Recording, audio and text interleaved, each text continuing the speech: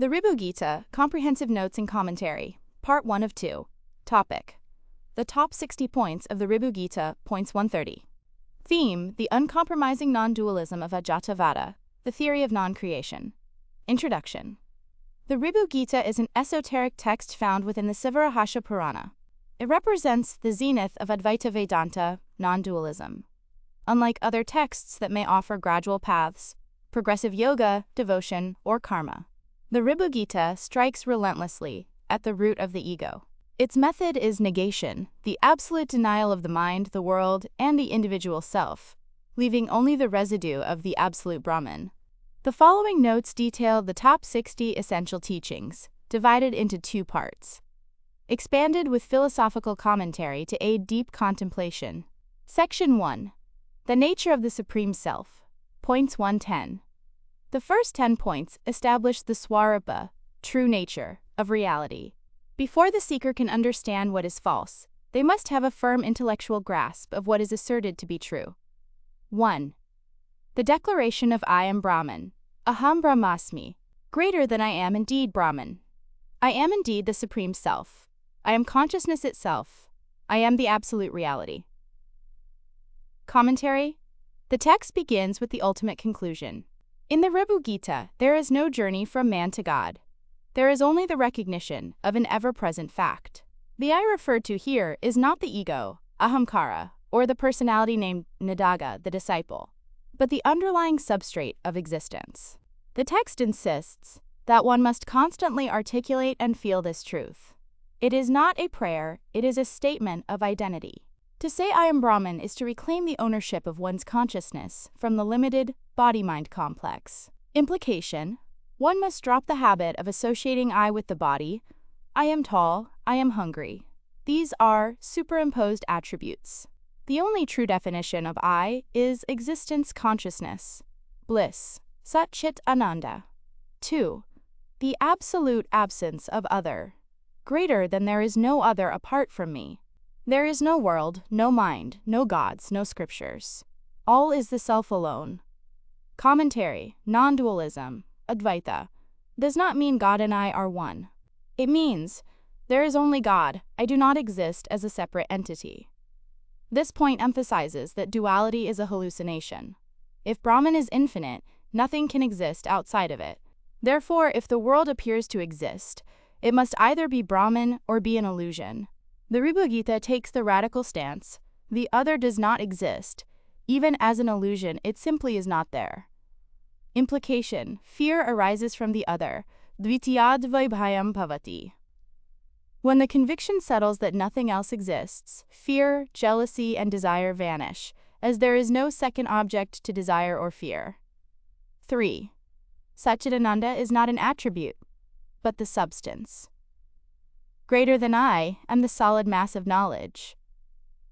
I am the mass of bliss. I am the mass of existence. I am not a being possessing these. I am them. Commentary. We often think of God or the self as a being who is knowledgeable or happy. The Ribhu Gita corrects this. The self is the very material of knowing and the very material of joy. Just as a gold ring is 100% gold, the self is 100% consciousness. There are no parts, no edges, and no dilution. Implication: you cannot lose consciousness or lose happiness, because you are it. You only lose sight of it due to the noise of the mind. 4. The self is self-luminous, svayam prakasha. Greater than I do not need the sun, the moon, or the mind to see myself. I shine by my own light. Commentary. How do you know you exist? Do you need a mirror? Do you need someone to tell you? No, you know you exist because you are self-aware. This intrinsic self-awareness is the light mentioned in scriptures. The sun reveals a pot, but the self reveals the sun. Implication: stop looking for spiritual experiences or lights in meditation. The one looking for the light is the light. The subject is the goal. 5. The concept of non-creation, Ajattavada. Greater than never was anything created. Never does anything die. There is no birth, no death, no destiny, no world. This is the highest truth. Commentary. This is the most difficult and profound point in the Ribhu Gita. It asserts that creation itself is a myth. The dream analogy is crucial here. When you wake up from a dream, you realize the dream world was never actually created. It was just a projection of the mind. Similarly, from the standpoint of the absolute, this universe was never created. It is a motionless, formless stillness that only appears to move. Implication: if nothing was ever created, you were never born. If you were never born, you cannot die, you are the unborn, ajanma. 6.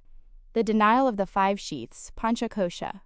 Greater than I am not the physical body, not the breath, not the mind, not the intellect, not the ego. I am the witness of these. Commentary: the text systematically strips away the layers of identity.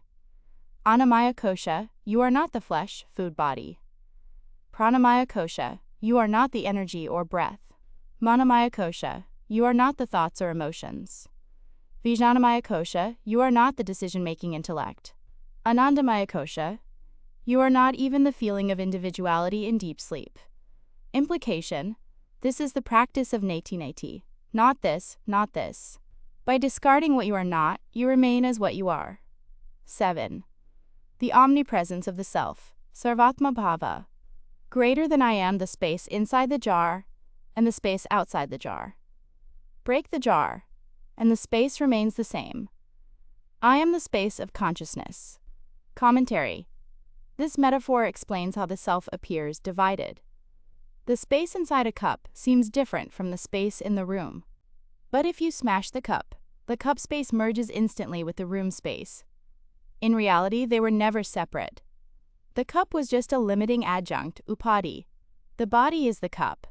The self is the space. Implication: death is merely the breaking of the cup. The content, you, remains untouched and infinite. 8. The self is actionless, akarta. Greater than I do, no action. I do not eat, I do not walk, I do not think. The senses move among sense objects, but I am the motionless mountain. Commentary: the Ribhu Gita distinguishes between the doer, ego or nature, and the witness, self. The self is like the screen in a cinema. The movie, actions or world, plays upon it. Fire burns and water flows in the movie, but the screen is never wet or burnt. The self provides the energy and presence for action, but does not participate in it. Implication: karma applies to the doer. If you realize you're the witness, not the doer, karma cannot touch you. 9. The self is beyond description, anirvachanya. Greater than words return from it, unable to reach it. It cannot be defined as this or that. It is silence. Commentary: language is dualistic. It requires a subject and an object. The self is non-dual, therefore no word can capture it. Even the word Brahman or God is a concession to the mind. The text emphasizes that silence is the only true language of the self. Implication: intellectual understanding is only a stepping stone. True knowing is being. Stop trying to define your experience and just be. 10. The identity of Shiva and the self. Greater than I am Shiva. I am the destroyer of ignorance. I am the auspicious one. That Shiva is not in Kailasha. He is in the heart cave of all beings. Commentary: in the context of the Sivarahasya Purana, the self is identified with Lord Shiva. However, this is not the anthropomorphic deity with a trident. Shiva here means the auspicious one, or that into which everything merges. It is the consciousness that destroys the universe, ignorance, and leaves only the truth. Implication: worship of Shiva is actually the worship of one's own deepest awareness. Section 2. The non-existence of the mind, points 11-20. If the self is the only reality, what is this mind that troubles us? The Ribhu Gita adopts a radical approach. It does not try to fix the mind. It argues the mind does not exist. 11. The mind is a myth. Greater than, there is no such thing as a mind. It is like the son of a barren woman. It is a mere word, a concept, without substance. Commentary: this is a recurring and shocking statement in the text. We usually treat the mind as a powerful enemy to be tamed. Ribhu says, you are fighting a ghost. The mind is just a bundle of thoughts. If you remove thoughts one by one, where is the mind? It cannot be found. Implication: Stop giving power to the mind by fighting it. Recognize its non-existence, and it loses its grip. 12. Thought is the root of the world. Greater than the world is nothing but the expansion of the mind. Thoughts. When the mind settles, the world vanishes. Commentary. Deep sleep is the proof. In deep sleep there are no thoughts, and consequently, there is no world, no problems, and no ego. As soon as a thought arises, I am awake. The world rushes in. The world is a projection of the mind, just as a dream is a projection of the sleeper. Implication. To change the world, one need not rearrange external objects. One need only dissolve the mind. 13. The I thought is the first not. Greater than. The thought I ahamvriti is the first of all thoughts. Only after I arises do you, he, and it arise. Commentary. The entire structure of the mind hangs on a single thread. The concept, I am this body. This is the ego. All other thoughts, desire, anger, fear, are parasites on this I thought. If you investigate the source of the I, the mind collapses. Implication. This points to the method of self-inquiry, Atma Vichara. Don't cut the branches, thoughts, cut the root, the I thought. 14. Mind is merely attention to objects. Greater than when consciousness forgets itself and looks outward, it becomes mind. When the mind turns inward and looks at itself, it becomes consciousness. Commentary. The mind is not a separate entity from the self. It is the self in motion, or the self-imagining limitation. It is like a gold chain, thinking it is a chain rather than gold. Implication. You do not need to kill the mind, you only need to realize its true substance is consciousness. 15. The sankalpa, intention or imagination, creates reality. Greater than the universe is nothing but sankalpa, imagination or volition.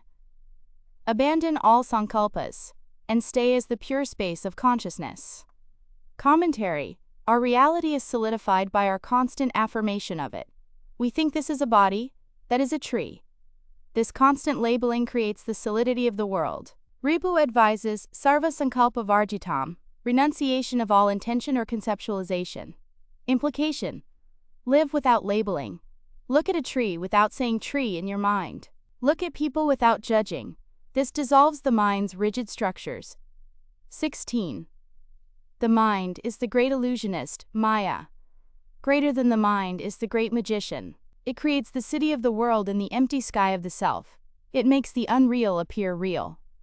Commentary. Maya is not an external force. It is the distorting power of the mind. It makes the permanent, self, seem invisible and the temporary, world, seem permanent.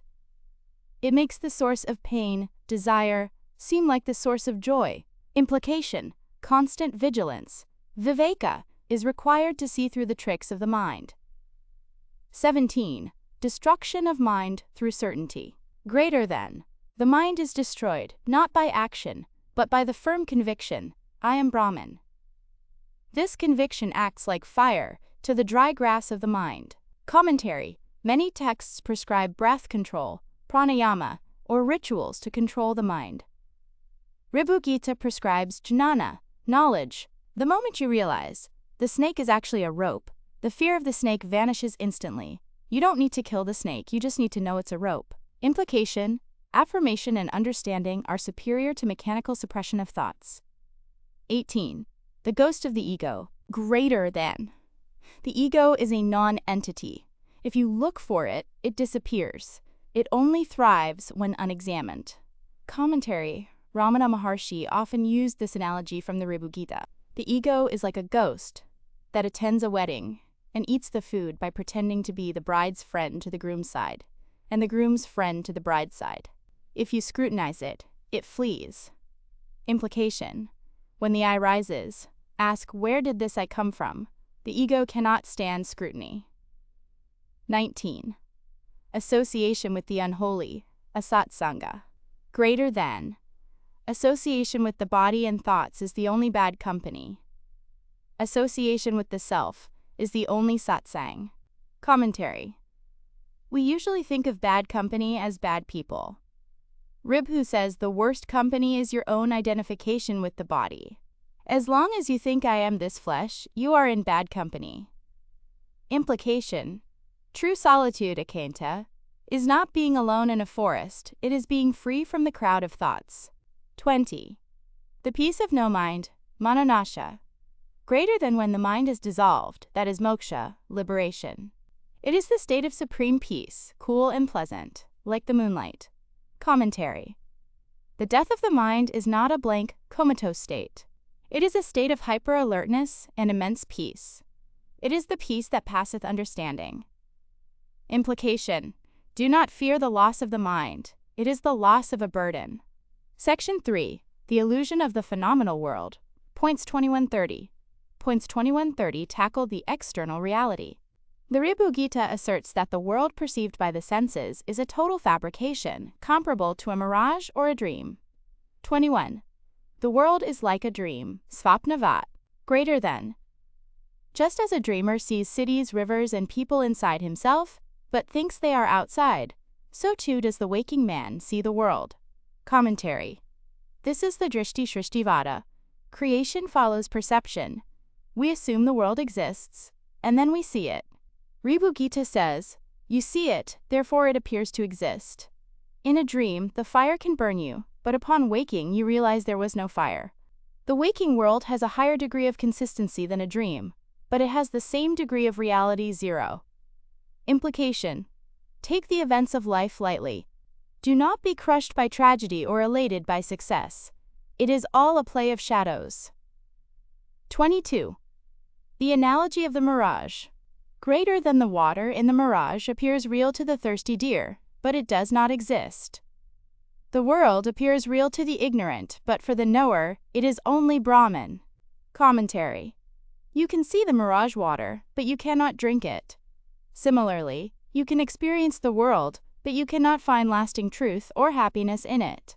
It is an optical illusion of consciousness. Implication: do not chase the objects of the world for fulfillment. It is like chasing mirage water to quench thirst. 23. The barren woman's son, Vandyaputra, greater than the world, is as real as the son of a barren woman, as real as a hare's horn, as real as a castle in the sky. Commentary: Ribhu Gita uses extreme metaphors for non-existence. A barren woman cannot have a son. A hare, rabbit, does not have horns. These are impossibilities. The text asserts the world is an impossibility that somehow seems to be. Implication: this uncompromising view is meant to shock the mind out of its attachment to reality. 24. Time and space are conceptual. Greater than time is a concept of the mind.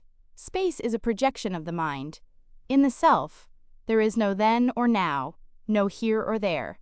Commentary: physics confirms that time and space are relative. Vedanta goes further, they are mental constructs. If you sit in deep meditation, hours can pass like seconds. In pain, seconds feel like hours. Time is subjective. The self is timeless, eternal now. Implication: do not be bound by the past, regret, or the future, anxiety. Only the now exists. 25. The world is chitta spanda, vibration of mind. Greater than when the mind vibrates, the world arises. When the mind is still, the world subsides. Commentary: just as a spinning firebrand looks like a solid circle of fire, the rapidly moving mind makes the world look solid. If the movement stops, the illusion of the circle, world, disappears. Implication: stillness, samadhi, reveals the unreality of the movement. 26. The 5 elements are unreal. Greater than earth, water, fire, air, and ether, are nothing but the self appearing as such. Apart from the self, they have no existence. Commentary: science says matter is energy. Ribhu says matter is consciousness. The solidity of the earth is a sensation in consciousness. The fluidity of water is a sensation in consciousness. Implication: see the environment not as dead matter, but as the living presence of God or self. 27. There is no causality, no karma in reality. Greater than, since the individual does not exist, who performs the karma? Who reaps the fruit? Karma is a story told to the ignorant to keep them on the path of righteousness.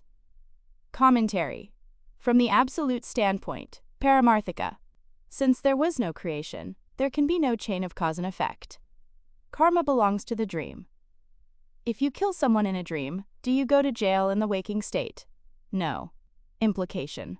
This is not a license to sin, which would trap you deeper in the dream, but a way to transcend the guilt and burden of the past. 28. Duality is the source of misery. Greater than wherever there is duality, there is misery. Wherever there is non-duality, there is bliss. Commentary. Desire comes from wanting something you don't have, duality. Anger comes from something blocking your desire, duality. If all is you, you are already full, purna. Implication. The solution to human suffering is not social or psychological, it is metaphysical. It is the realization of oneness. 29. The rope and the snake. Greater than. The snake appears on the rope due to dim light. When the light is brought, the snake vanishes and only the rope remains. The world appears on Brahman due to ignorance. Commentary. This is the classic Advaitic metaphor. The snake, world, was never born, it never actually existed. The rope, Brahman, never changed into a snake. It was always a rope. Implication. You do not need to transform yourself.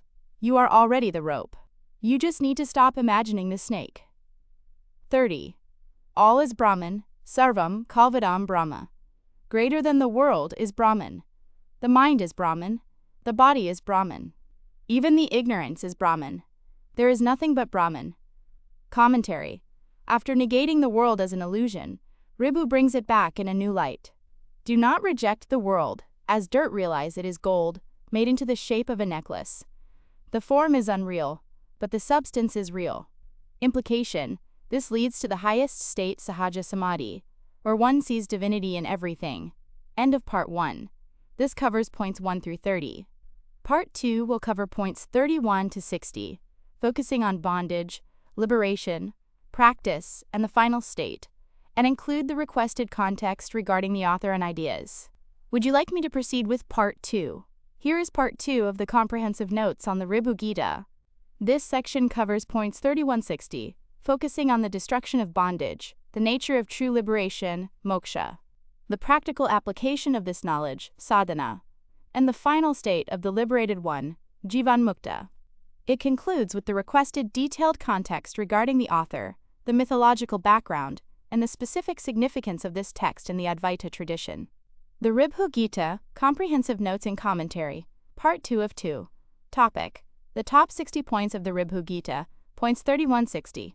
Theme: The destruction of ignorance and the establishment in the Absolute. Section 1v. The nature of bondage and liberation, points 31-40. Having established the reality of the self and the illusion of the world, this section explores what binds us and what sets us free. The Ribhu Gita asserts that bondage is merely a belief and liberation is the dropping of that belief. 31. Ignorance of Ita is the only bondage. Greater than, there is no actual chain binding the self. The only chain is the thought I am bound. This ignorance alone is the knot of the heart. Commentary. Bondage is not physical or karmic, it is intellectual. It is a case of mistaken identity. Just as a lion raised among sheep might think it is a weak sheep, the infinite self thinks it is a limited human. The bondage is entirely self-imposed by the acceptance of a false idea. Implication: you do not need to do anything to become free, like travel, perform rituals, or gain powers. You only need to unknow the lie. Freedom is your natural state, currently obscured by the cloud of ignorance. 32. Knowledge, jnana, is the only remedy. Greater than action, karma, cannot destroy ignorance, for action is not opposed to ignorance. Only knowledge, jnana, can destroy ignorance, just as light destroys darkness. Commentary. This is a pivotal point in Advaita. You cannot act your way out of a dream, you must wake up. Rituals, charity, and breathing exercises are actions within the illusion. While they may purify the mind, they cannot remove the root ignorance. Only the direct realization, I am Brahman, jnana, acts as the specific antidote to the disease of I am the body. Implication: do not rely solely on mechanical sadhana. Cultivate the sharp intellect, buddhi, to inquire into the nature of the reality. 33. The knot of the heart, hridaya granthi. Greater than the identification of the consciousness with the inert body is the knot of the heart. When this knot is severed by the sword of knowledge, one becomes the supreme. Commentary. The heart here is not the physical organ, but the core of your being. The knot is the strange, inexplicable link between pure spirit, you, and dead matter, body. They are totally opposite, yet they seem tied together. This tie is the ego. Implication: the spiritual path is the cutting of this knot. It is the surgical removal of the idea that I am flesh. 34. Destruction of vasanas, latent tendencies. Greater than the mind is nothing but a bundle of vasanas, desires or tendencies. When the vasanas are burnt by the fire of knowledge, the mind becomes no mind, amanaska.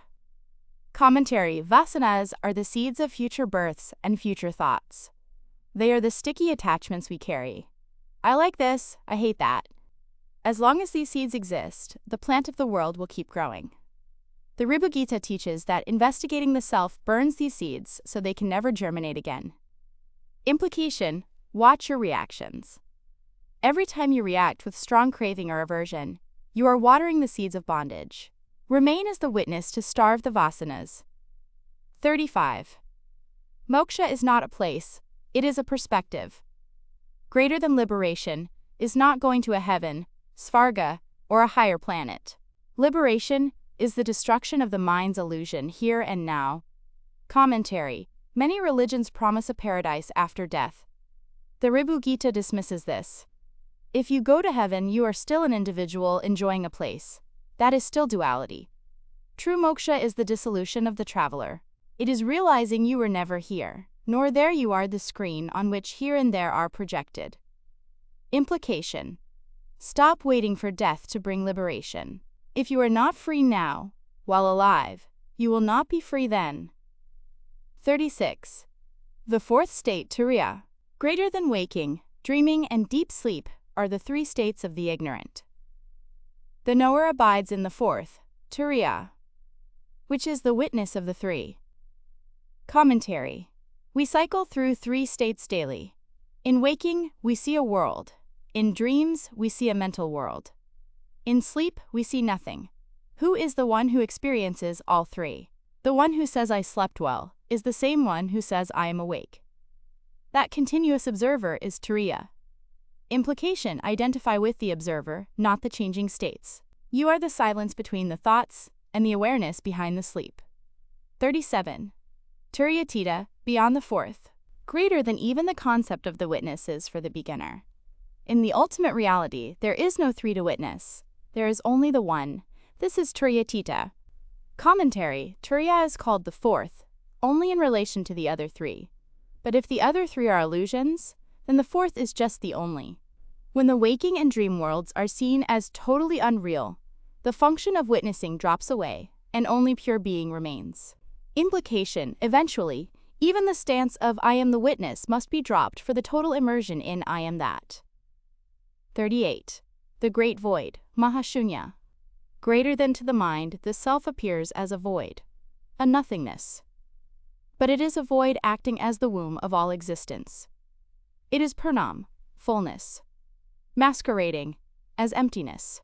Commentary: when you strip away all objects, thoughts, and feelings, what remains?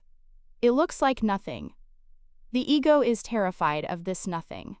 But this nothing is actually no-thingness, infinite potential.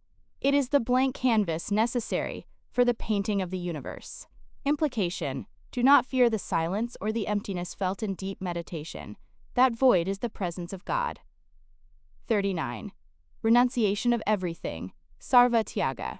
Greater than renounce the world, renounce the mind. Renounce the desire for liberation. Renounce even the concept of renunciation. Be as you are. Commentary: true renunciation is not giving up clothes or home, it is giving up the concepts of them. Finally, one must even give up the spiritual ego, I am a renunciate. If you think I have given up everything, you are still holding on to the I who gave up. Implication: the ultimate sacrifice is the sacrifice of the I-40. The end of anxiety. Greater than. For the one who knows I am Brahman, where is the anxiety? Where is the loss? Where is the gain? He lives in the fortress of fearlessness, abhaya. Commentary: anxiety arises from the possibility of a negative future outcome. But if you are the eternal self, Nothing can diminish you. Fire cannot burn you. Water cannot wet you. When this conviction is firm, fear evaporates. Implication: use your fears as a reminder. Every time you feel fear, ask, who is afraid? The body or the self? Section V. The practice, sadhana, and the lifestyle. Points 4150. How does one integrate this radical philosophy into daily life? This section deals with the practical application of Brahma Abhyasa, practice of Brahman. 41. Abiding as the self, Atmanishta. Greater than constantly sit in the conviction I am the self. Rejection of the body idea is the highest tapas, austerity. Commentary. The Ribhu Gita does not prescribe standing on one leg or fasting as the highest austerity. The hardest discipline is to deny the senses their reality while they are active. To feel pain and say I am not this pain is the true tapas. Implication. Make this your background software. Whatever you are doing, working, eating, walking, keep a part of your attention anchored in I am not this body. 42. Constant meditation, nididhyasana. Greater than like a stream of oil being poured, Tailadharavat. Let the flow of the thought I am Brahman be continuous and unbroken. Commentary. A single moment of realization is not enough, because the old habits, vasanas, will return.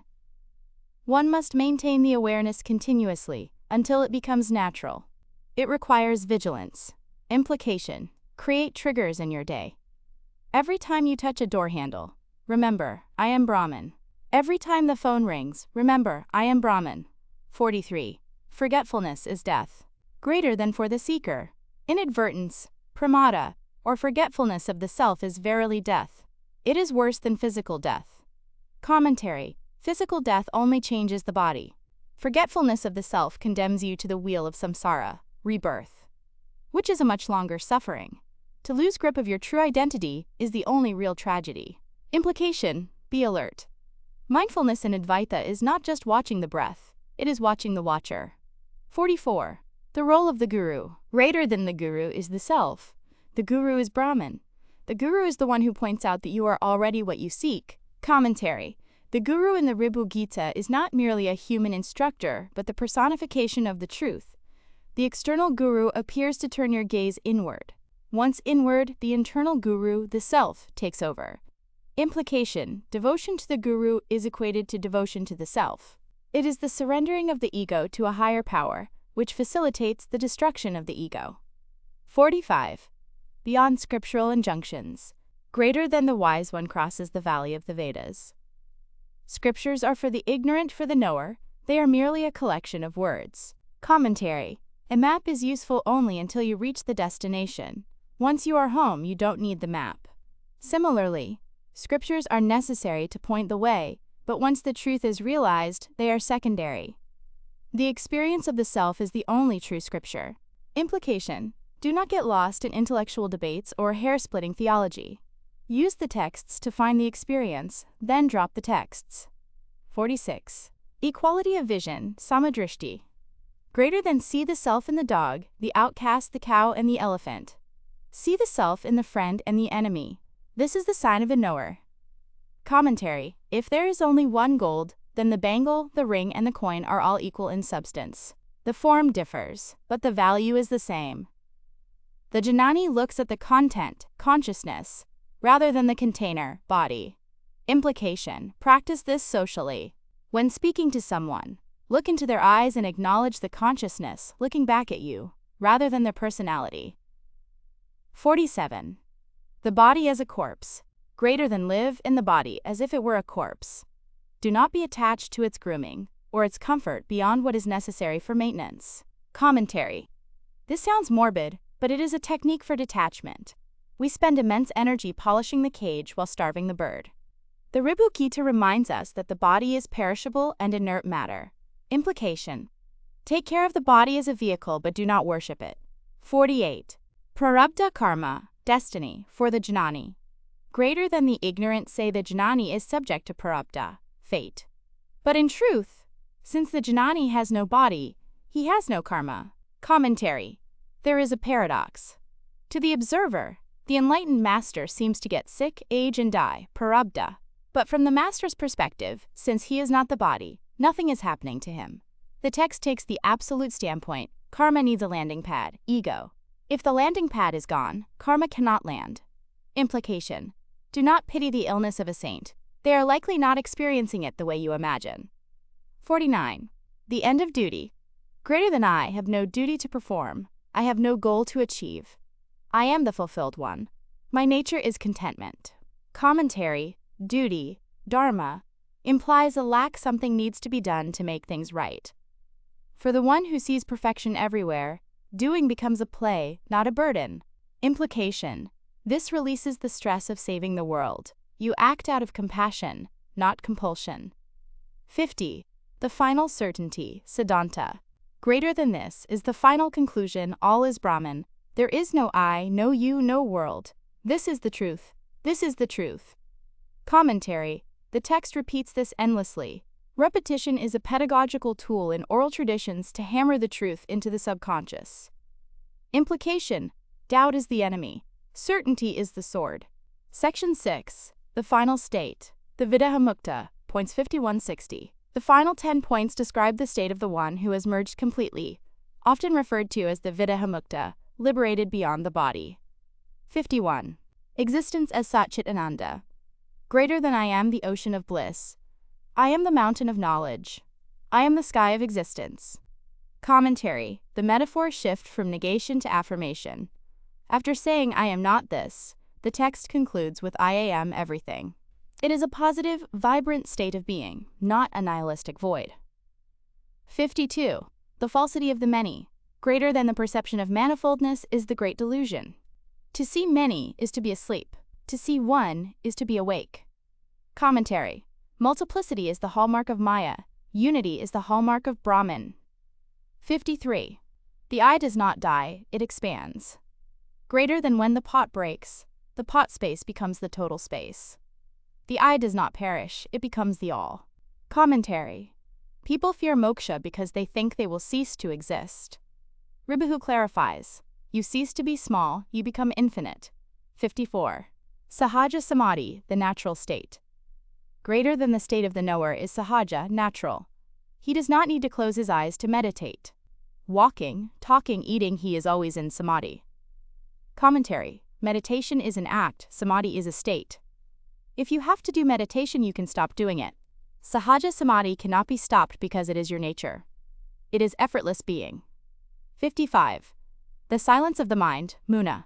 Greater than true silence is not the absence of speech. It is the absence of the me thought. Commentary: you can be silent externally, but screaming internally with thoughts. Conversely, a Janani can be speaking, yet remain in perfect internal silence. 56. The supreme solitude, Kaivalya. Greater than I am alone. There is no second. This aloneness is not loneliness. It is the fullness of the one without a second.